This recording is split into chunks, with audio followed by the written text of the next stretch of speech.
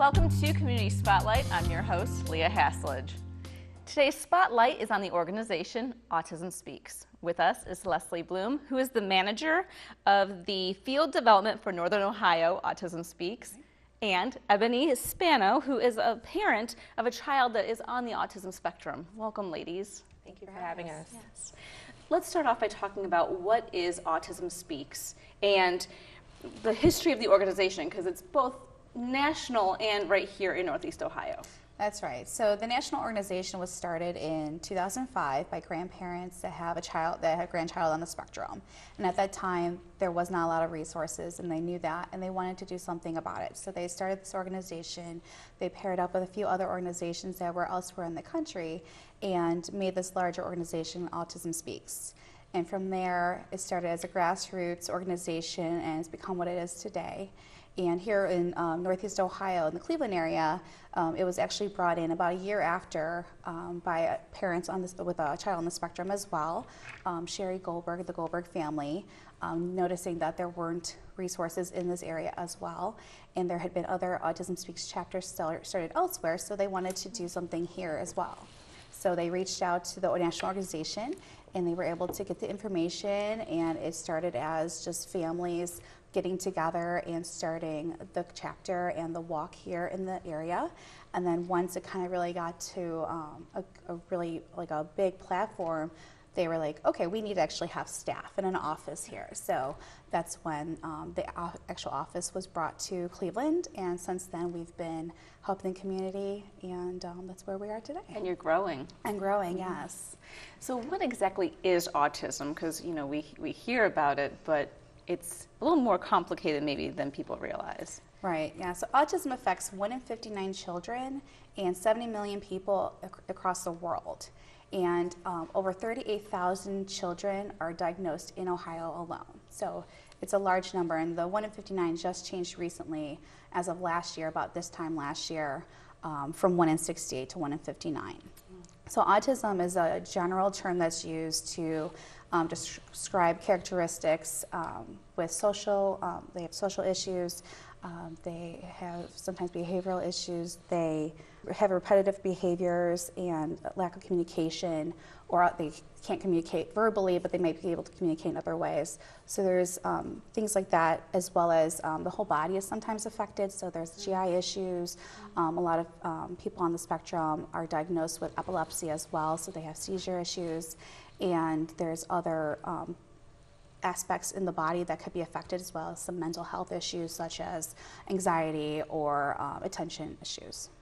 What does it mean by spectrum? Is it the level of diagnosis? Because I know there's certain qualities like Asperger's, I think is how you say it. Yeah, Asperger's. Yeah, and that's something that Asperger's isn't used as a diagnosis anymore. It's part of the autism spectrum now, but that is a way that people were diagnosing those that are higher on the spectrum that have more, they're less affected. So they, they're able to care for themselves and speak. They never, lost their, or were able to form verbal words.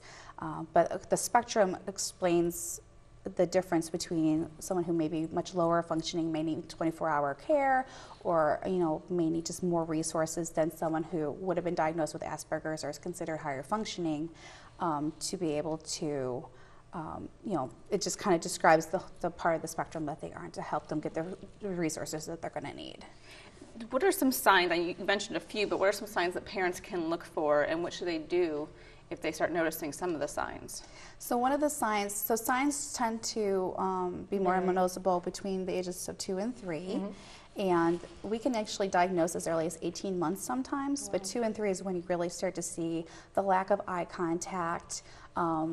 If it's before 12 months, if you don't notice any babbling, or up to 16 months when you haven't noticed any words, or if they've lost words or social skills at any time, that's when you kind of have to take another look and ask your health provider, or if you have a concern, you can look at our Autism Speaks website, and you can go do a search for Know the Signs, or there's other resources on there that will help you understand what to look for and what the next steps might be. And can there be people that don't have autism but might have some of the traits?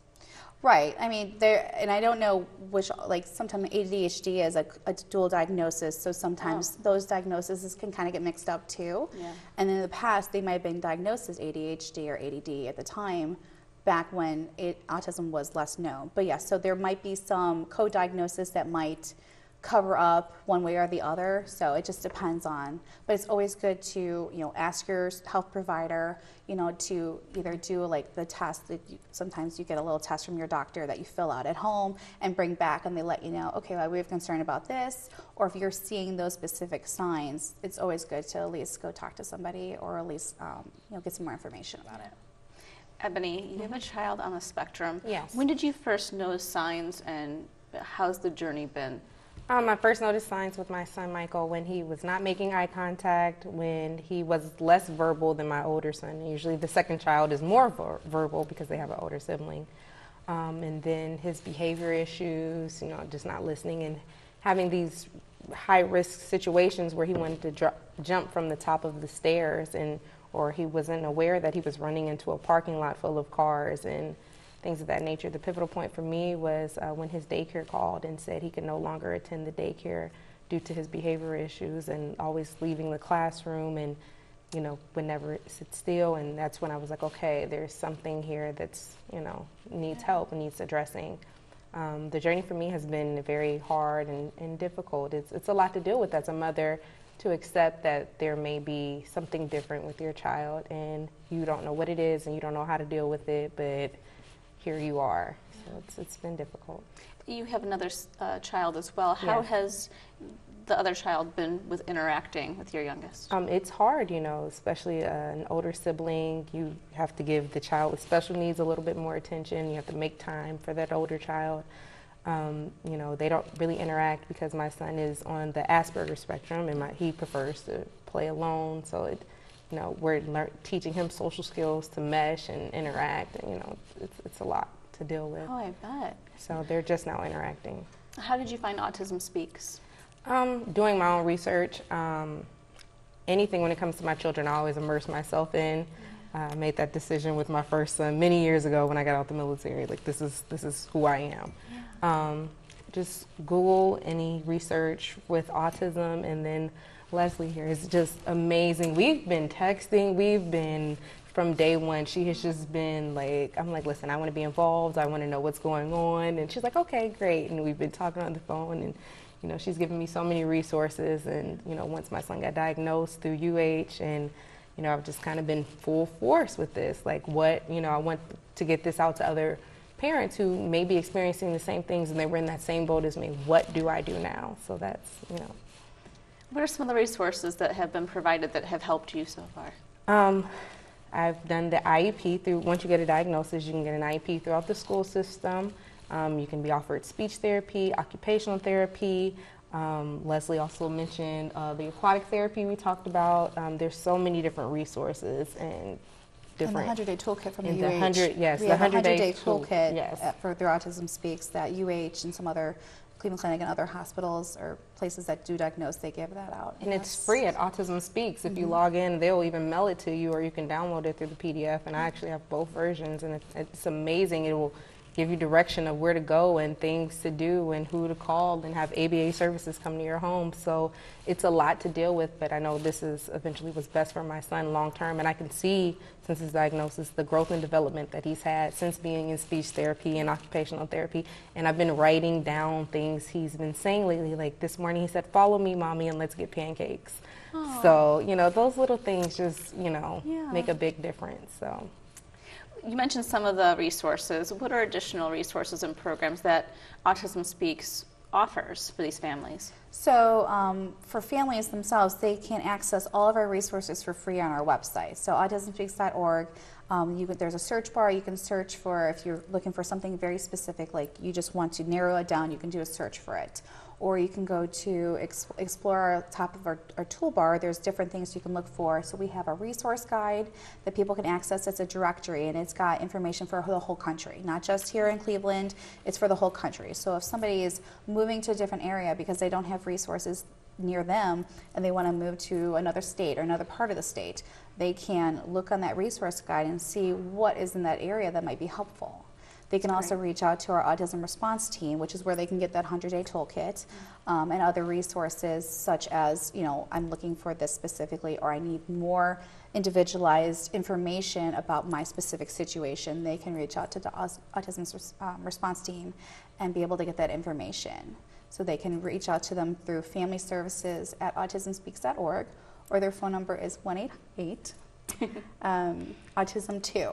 Make it easy. So yeah, so those are just two ways that we really we have resources that are at their fingertips, and that can go to anybody, even if they're, you know, don't have a lot of resources locally in their area.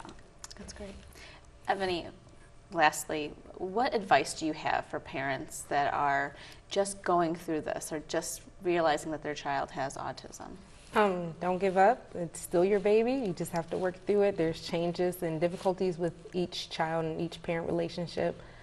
Just do your research. If you feel like there's something that you should be doing, inquire about it. You know, Google is free. I always tell people you have the biggest dictionary in the world is at Google. Yeah. And, you know, just immerse yourself in what's better for your child, because if you delay it, it just piles up and, you know, it gets worse and you don't handle it. You got to handle it. Yeah. And it seems like you're doing a wonderful job handling it. Thank you so much. I He's give the you cutest much kudos. little boy too. Oh, thank you. Yeah. And I also submitted Leslie inspired me so much. I submitted my packet to be an autism advocate here in Cleveland. Oh, great. So, you know, we'll be working hand in hand a lot. And, you know, we're really going to get people the resources to know where to get tested, you know, what to do, what to look for. So that's great. Well, thank you so much for sharing your story with us. We really Thank you for appreciate having it. me. Yes. And Leslie, we're going to keep you around a little bit longer. So stay tuned when we come back. Leslie's going to be joined by Trudy Sterns, who has an adult child on the autism spectrum. So we'll be right back with more Community Spotlight.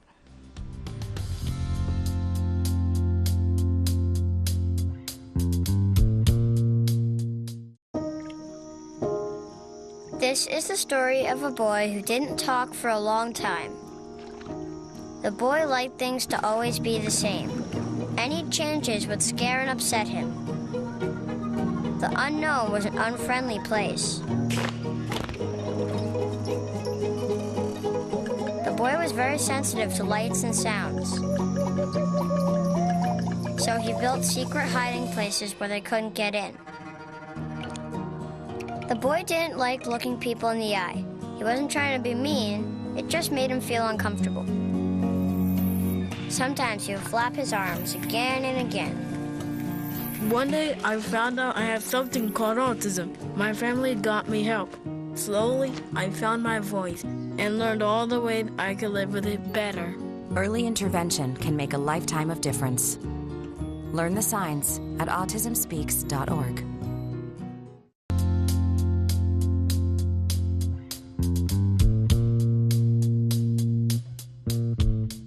Welcome back to Community Spotlight. I'm your host, Leah Hasledge. Today's spotlight is on the organization Autism Speaks. Back with us is Leslie Bloom, who is the manager of field development for Northern Ohio Autism Speaks. And now joining us is Trudy Sterns, who is the parent of an adult child on the autism spectrum. She's also an occupational therapist and a longtime Autism Speaks volunteer. Welcome. Thank you. Yes. Now, children, which we were talking about earlier, have a lot of attention when it comes to autism, but people that were diagnosed 10 years ago are entering adulthood as you have a child that's in it. Tell us what resources are available for adults that are dealing with autism. So the transition age range now is something that's new to a lot of groups, trying to really bring up those supports and resources for those that are in that age range. Once you get out of high school, you know, what is next? Right. So Autism Speaks has a lot of different toolkits and resources on our website that are for transition or even adulthood, because there are people that later in life get diagnosed. So there are resources and information on our website about transition. So we have a transition toolkit, and some of the things that we try to do too is like transition town halls. I'm sorry. No, it's okay. Say that 3 times fast. So there's transition town halls that we try to do. We've done one here a few years ago, and hopefully we'll be doing something something similar to that again here soon. We also have a webinar that we have for those who are transitioning, so that people can go on to those webinar anytime that they are able to, and they can learn more about, you know, this process and have any questions they can ask. So there are some of those resources right now, as well as our employment and adult services group within Autism Speaks is working really hard on the national level to help companies and organizations understand more about those on the spectrum, so that they can learn the different things that they can do to help tweak any training, or to let people know that our people who are living with autism are looking for jobs, they want to work, and they're going to be some really great employees if you're willing to just do the little things that you might need to do to help support them. So on that range, that's what we're working right now in Autism Speaks towards. So, Trudy, tell us about the journey that you've been having with your son Jared, who's entered adulthood and has autism. Right. My son is 29. So he is in adulthood, has been there for a while. And I have watched the options and resources for adults just come into focus. As an occupational therapist, we kind of look at how adults function, and the idea that everyone needs balances between work, play, and self-care type stuff. So the challenge is, given, like you talked about before, this spectrum of such a large variety of people, and they're all individuals, regardless of their autism, how do you address the needs of that diverse of a group and get the resources out there to meet the individual needs? And I am watching, it's not just in Cleveland. I know everyone has seen the push for employment, the push for a lot of the tech companies are doing things where when they hire people, they hire them in groups. So they have mentors, and they eat together, and they have that social contact too. As I look at it, it's finding the right fit for that individual, as opposed to trying to make that individual fit into something that might not work for them. So as far as my son goes, I always remember the story that his doctor, one of the doctors he saw when he was about maybe 14, 15. And in the public school system, that's when transition planning starts. And most parents say, well, they're only 14. What do you mean transition planning? They're still a teenager. They start doing it in public schools that young. And he kind of helped me look at, by saying to me, well, he's doing this, where do you see him as an adult? Yeah. Some of the people with autism go to school till they're 18. Mm-hmm. There's programming in this country now on college campuses for them, supported college. On all the campuses they're popping up. So the individual that's capable of higher education, it's being supported. The ones that aren't college bound, a lot of them stay in the school district to 22, and in the day that 22 is every parent's like, now what?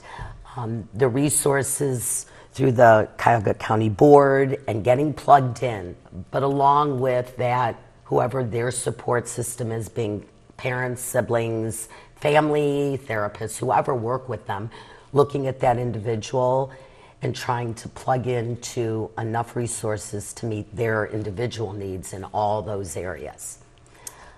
So it's just starting. So I think it's great, and I love to see what people are doing right now. Yeah, 'cause, people don't maybe take for granted if they don't have autism or have a child that's autistic. Transitioning from high school into college or into the workforce is, one set of issues. But if you have autism, especially at a certain end of a spectrum, maybe it's a little bit more difficult. Yeah. And that, there's a challenge. Right, and there's over 50,000 students that leave high school every year that are on the spectrum that are going to be needing those different resources. So, and to touch on what you were talking about, the colleges and the different programs, there's some really great programs out there. And one of the things that we do too, as well, is we have grants for different for colleges to apply for, and then they can use those dollars to help students on the spectrum be able to afford to go to their specific programs and such. So in Defiance, they have a great program there where they receive grant money from us, and they were able to use it so that those students could afford to live in their housing that they had for them specifically. We've also given money to Youngstown State University as well, and colleges across the country that have earned or received this grant from us to help them with that, because we know how important it is, and it's expensive enough as it is through all the different resources that you need. We want to try to help the best way we can, so those schools apply for those grants and then they're able to give them out as scholarships. I think I read on your website that it costs families an additional $60,000 a year if you have a child with autism. Correct. And what's the breakdown with that? Is it not being able to work? Is it the extra resources needed?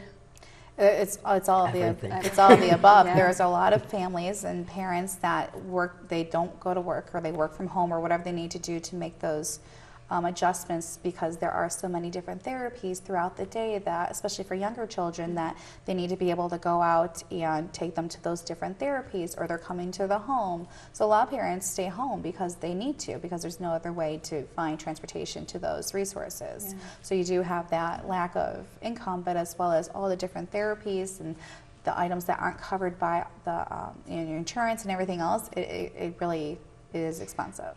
You were mentioning some businesses and organizations' involvement, and with that, I've been noticing, and I'm sure they work with Autism Speaks, but institutions like the Botanical Gardens here in Cleveland, the Rock Hall, Progressive Field, have been doing more sensory-friendly days and activities. Can you speak on that?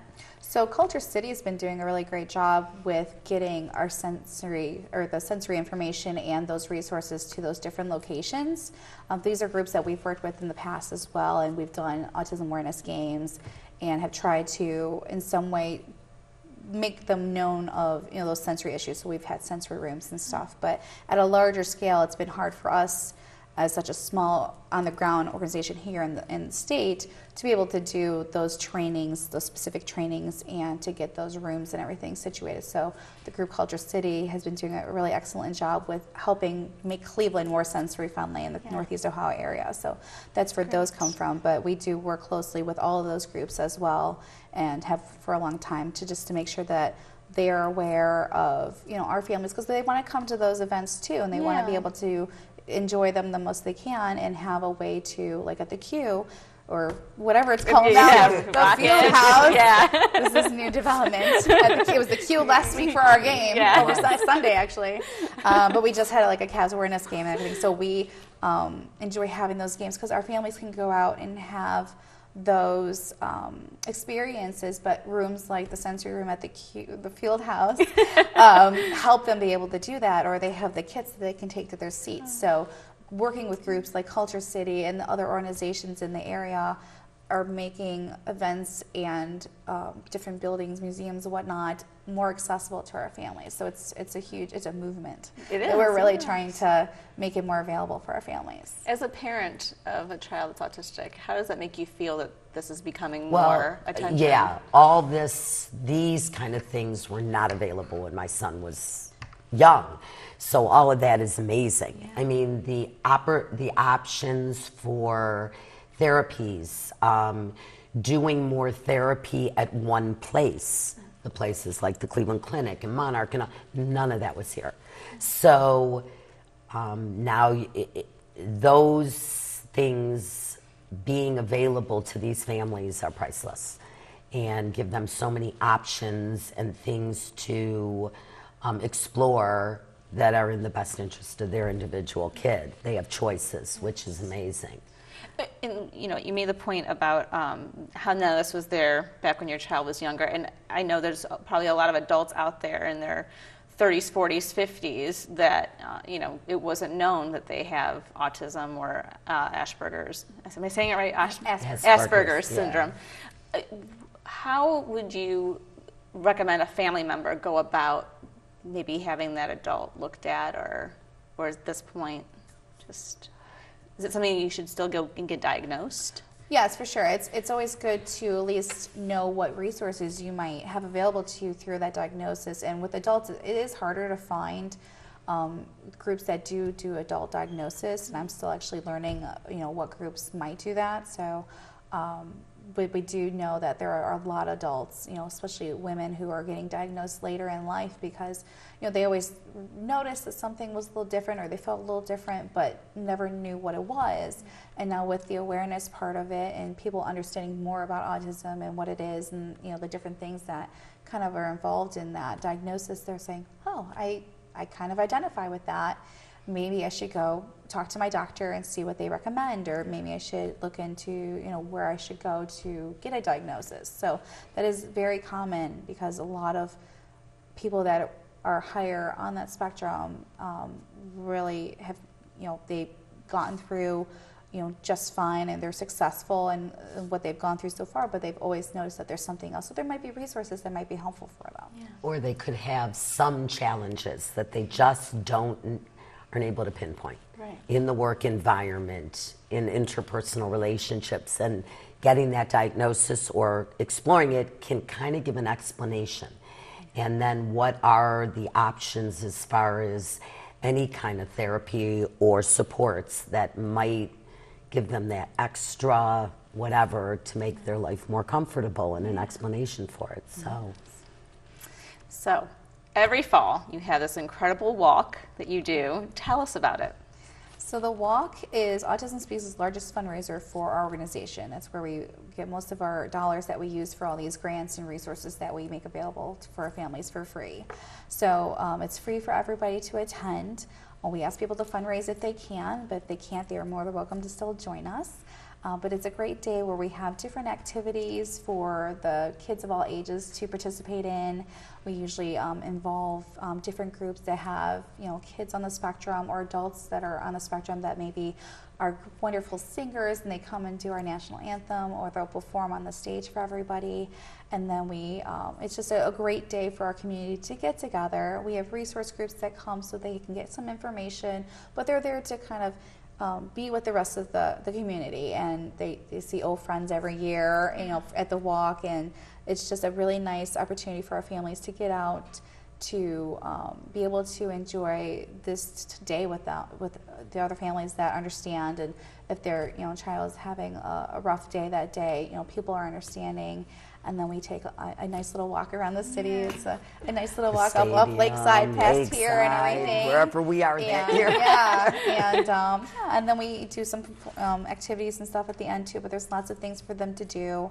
And we make it as sensory friendly as we possibly can, at least especially in the beginning, so that people can participate. And then, if they, sometimes there's only a couple hours of, okay, this is the amount of time that we can be here, and then we're going to have to leave. So it gives everybody the opportunity to be able to come and enjoy themselves and help us raise money for all the resources and the supports that we are trying to give our families. Yeah. That's what the money goes towards, the grants you're talking about. Yes, the grants and a lot of research. all the research and different information and all the things on the website too. So it's a great way to help people not feel alone, to know that others are going through the same journey. Exactly. Mm-hmm. What do you think is the biggest misconception people have about autism? There's a few. There's a couple. So I know we were talking about one of the misconceptions is a lot of people still think of Rain Man as what they think of when they think of somebody with autism, which is not always the case. That is somebody with Asperger's or higher functioning, depending on when you were diagnosed. And that is one misconception, that that's what people with autism are like. They're all like Rain Man, which is not the case. There is also the misconception that a lot of people think that people with autism, are not affectionate and caring. And so, but they are, and they just show it in their own different ways. And each person with autism is totally different. They're like snowflakes. So if you've met one person with autism, you've met one person with autism. And people need to understand that something that works for one person, or the way this one person is not the same as this person, even in twins.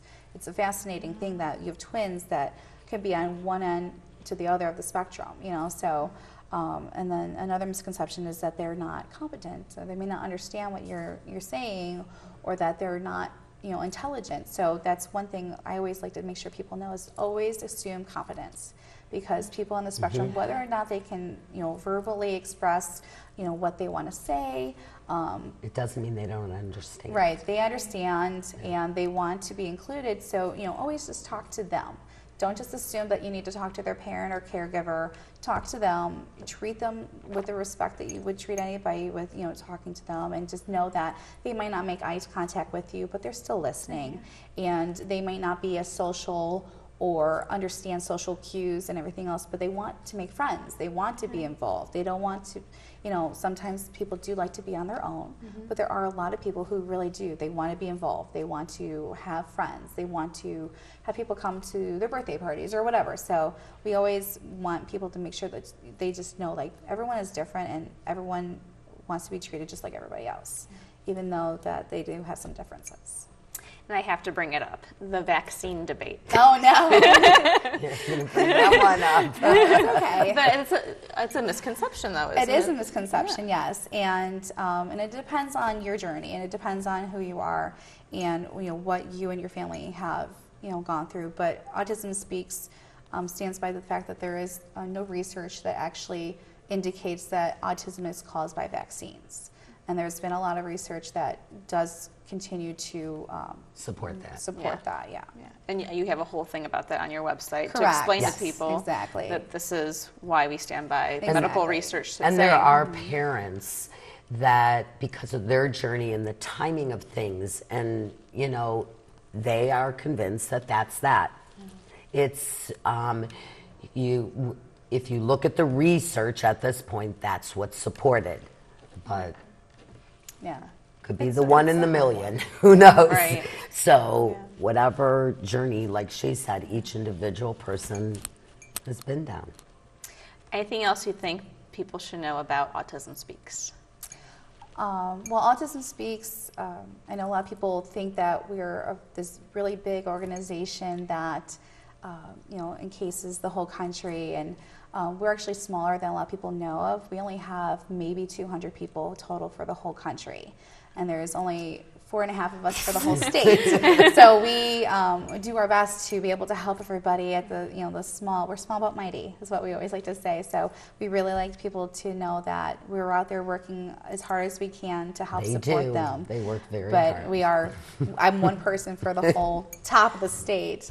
And then also that 85 cents of every dollar that we fundraise and we raise goes towards our mission. So that's all of our grants, our services that we have on our websites, all those things that we are able to help with. 85 cents of every dollar goes towards those resources and supports. So volunteers and donations are yes, needed. Volunteers. We have some of the most amazing volunteers, including Trudy, who's been here since the beginning. She helped kind of start everything once Sherry and the Goldbergs kind of got everything going. So she's been involved in a long time too. But yeah, our volunteers are our best assets. And if anybody's ever interested in volunteering, I know Ebony, I'll give you my phone. who was with Ebony, who was here earlier, she's going to be joining us in whatever way she's able to for volunteering and helping us get the information out to our families. But we're always looking for volunteers. And we have an office in Independence, so if anytime anybody wants to stop for coffee or have a meeting or just wants more information, they can always give us a call or stop by our office. And as a volunteer, there's small little things that people can do, or there's big things they can do. So don't feel that if you get involved in it in some context, it's got to be this huge thing. We need people that can make a phone call from home if they're at home a lot, people that are artistic that can do signs, or you can take on and be a part of as much or as little as you would want to be. And it's a lot of fun, and for parents or people that have loved ones, it's a great organization and a lot of support. So. That's great. How can we get this information? So our website is autismspeaks.org. My email address is clevelandwalk@autismspeaks.org, or they can call my office at 216 524-2842. I know we never call ourselves, so I never know, remember. I give it out enough, so I give my cell phone out too, and I was like, wait, I'm mixing up phone numbers. So. Thank you, Leslie and Trudy, for being with us. We really appreciate it. Thanks for sharing your story. Thank you. And thank you so much for tuning into Community Spotlight. We'll have all this information for you and more at tv20cleveland.com. I'm Leah Hasledge. Till next time.